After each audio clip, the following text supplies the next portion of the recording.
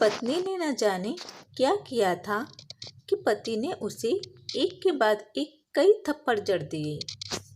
हमेशा हर सिचुएशन को शांत से हैंडल करने वाली पत्नी भी इस बार इतनी अशांत हो उठी कि उसने अपनी चप्पल ही निकालकर पति की ओर दे फेंकी।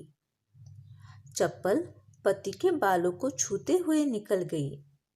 ये किस्सा यहीं पर खत्म हो सकता था, मगर पति ने इसे अपनी मर्दानगी का विषय बना लिया और बात बद से बदतर होती चली गई। रिश्तेदारों ने भी आग में घी का काम किया। किसी ने कहा, जो औरत अपने पति को चप्पल से मार सकती है वो ना ही तो वफादार हो सकती है और ना ही पतिव्रता। ऐसी औरत परिवार ही नहीं पूरे समाज पर कलंक की तरह है। बीवी के पक्ष वाले कहाँ पीछे रहने वाले थे। किसी ने कहा, 21वीं सदी में भी जो स्त्री के साथ मारपीट करते हैं उन्हें तो जेल भेज देना चाहिए। तो कोई कहता है, जरूर उसको कोई और पसंद आ गई होंगी, इसलिए अब पत्नी से मारपीट करने लगा है। बात कोर्ट तक पहुंच गई। दोनों पक्षों ने एक दूसरे के खिलाफ केस फाइल कर दिया। पति ने चरित्रहीन होने का तो पत्नी ने दहेज और शारीरिक उत्पीड़न का आरोप लगाया। 2 वर्षों से अधिक समय के लिए केस चला था। इन 2 वर्षों के दौरान दोनों पति पत्नी अलग अलग रहे थे। इन 2 वर्षों के दौरान दोनों पक्षों के समर्थकों की संख्या कम हो गई थी। पहले जहां दोनों पक्षों में समर्थकों का समूह होता था, अब गिने चुने लोग ही रह गए थे। पति और पत्नी दोनों की आर्थिक स्थिति भी इस समय के दौरान नीचे गिर चुकी थी। जिन्हें वो अपना शुभ चिंतक समझ रहे थे, पैसों की बात आते ही उन्हें भी अपना पल्ला झाड़ दिया था। अगर कोई देने की राजी भी हुआ तो मोटे ब्याज की शर्त पर। आखिरकार वही हुआ जो सब चाहते थे, डाइवोर्स। हर कोई खुश था, दोनों पक्षों के रिश्तेदार, उनके माता पिता और दोनों के वकील। लेकिन 5 साल की सुखद शादी और एक सुंदर बेटी होने के बाद मिले इस डाइवोर्स से पत्नी मुक्त थी और पति शांत। शायद ये एक इत्तेफाक ही था कि इस खुशी को मनाने के लिए दोनों पक्ष के लोग एक ही चाय की पटरी पर बैठे, आमने सामने। वो भी इत्तेफाक इसलिए क्योंकि ज़्यादातर लोग जो एक दूसरे के विरोध पक्ष की सपोर्ट कर रहे थे, वे एक दूसरे को अच्छे से जानते भी नहीं थे। पति पत्नी भी इन सभी से दूर एक दूसरे के सामने मेज पर बैठे। पत्नी ने पति से कहा, अब तो खुश होंगे ना आप? तुम्हारे मन की जो हुई है मुबारक हो। तुम भी तो आज जीत गई हो। मुझसे तलाक तो तुम्हें भी मिल गया है।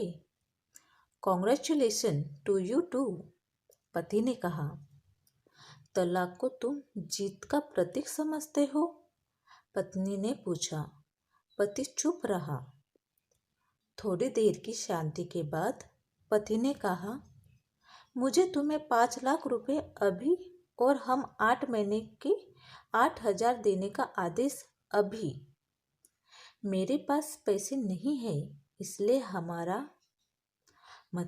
मेरा जो सिटी में फ्लैट है उसे तुम्हारे नाम कर देता हूँ। पत्नी बोली, लेकिन उस फ्लैट की कीमत तो 18 लाख की है। हाँ, लेकिन हमारी बेटी तुम्हारे साथ है और आगे जाके उसके खर्चे भी बढ़ेंगे। तुम्हें थोड़ी आसानी होगी, पति ने कहा।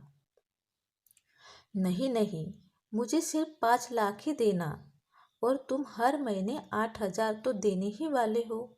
मैं मैनेज कर लूँगी। अगर 5 लाख नहीं है तब भी कोई बात नहीं, पत्नी बोली। दोनों फिर से शांत हो गए।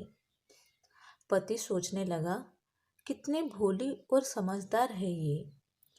औरत जो कुछ समय पहले तक मेरी पत्नी थी और अब अनजान, ये वही है जो कम से कम खर्चे में घर चलाती और पैसे बचाकर मेरे जन्मदिन और बर्थडे पर हमेशा मेरे लिए नए कपड़े खरीद लाती।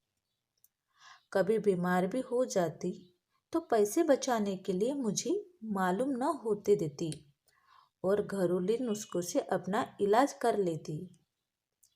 मगर घर में कोई और बीमार होता तो तुरंत डॉक्टर के पास लेकर जाती।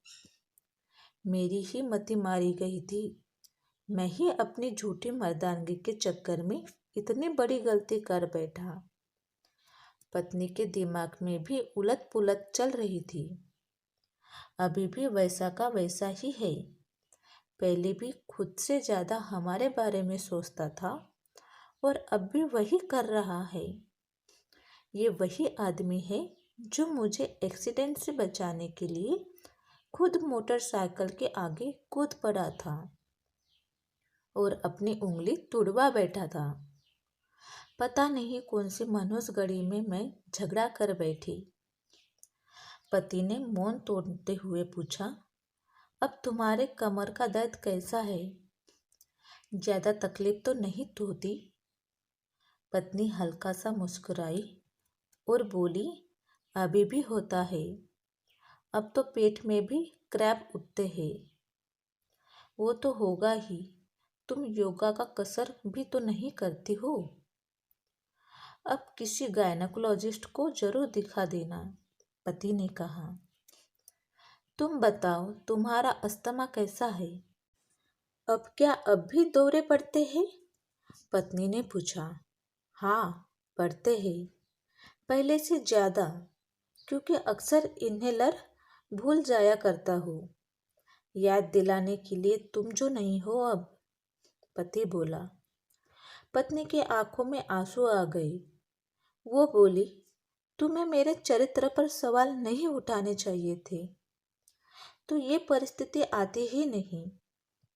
हाँ, मैं जानता हूँ, तुम बहुत अच्छी हो। मुझसे गलती हो गई बहुत बड़ी। मैं लोगों के बहकावे में आ गया था, पति बोला। तुमने भी तो मुझ पर दहेज का इल्जाम लगाया था। वो बोला, गलत था और इस बात का मुझे भी पछतावा हुआ, पत्नी ने कहा। पति कुछ कहना चाह रहा था लेकिन हिचकिचा रहा था। पत्नी ने पूछा, कुछ कहना चाहते हो? वो बोला, क्या सब पहले जैसा नहीं हो सकता? क्या मतलब?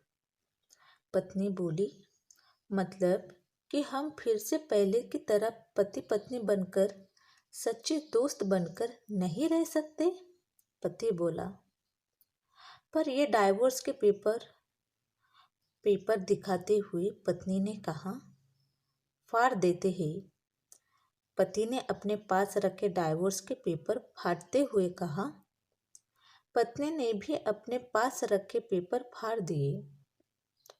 सभी हैरान थे, वकील, रिश्तेदार और माँ बाप। पति पत्नी दोनों एक दूसरे के हाथ में हाथ पकड़े अपने घर की तरफ चल गए।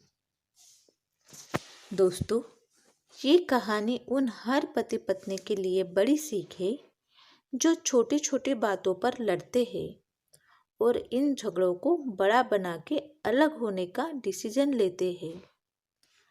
प्यार और झगड़ा तो एक सिक्के के दो पहलू की तरह है। दोनों को स्वीकार करना होगा, तभी ये पवित्र रिश्ता उसकी मंजिल तक पहुंच जाएगा।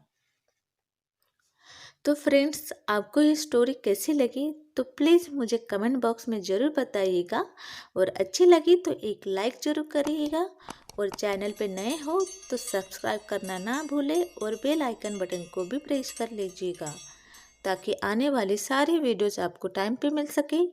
तो चलिए मिलते हैं अभी नेक्स्ट वीडियो के साथ। तब तक के लिए बाय बाय।